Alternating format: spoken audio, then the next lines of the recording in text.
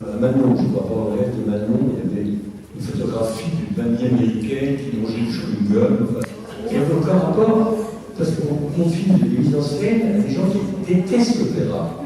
Même Colin Zéro déteste l'opéra et surtout Massenet.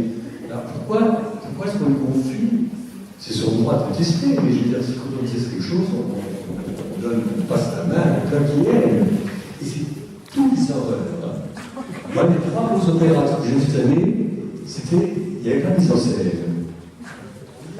Il y avait une Bretko qui chantait Yolanda Saint-Pliet, on ne peut pas, parce que c'est une salle de concert. Il y avait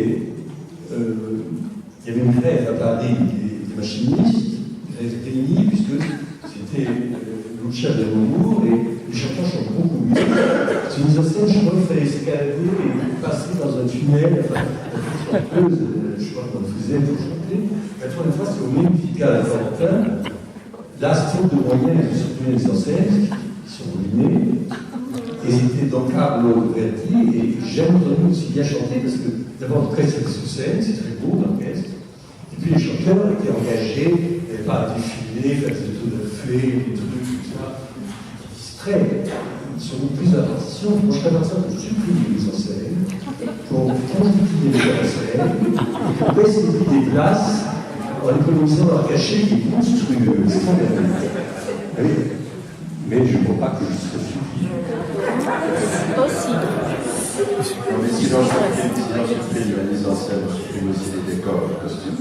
Oui, voilà. C'est beaucoup plus long. Alors, est-ce qu'un moyen de réconcilier les uns les autres n'est pas de préconiser l'exécution d'opéras sous forme de concert?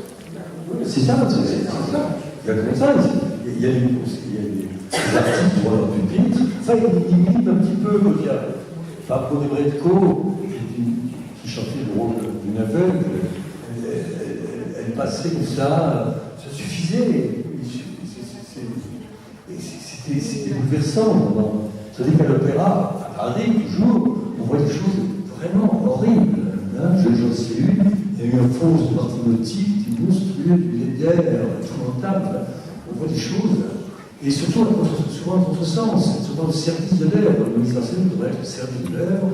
Une bonne mise en scène, on devrait l'oublier. On ne peut même pas savoir qui c'est.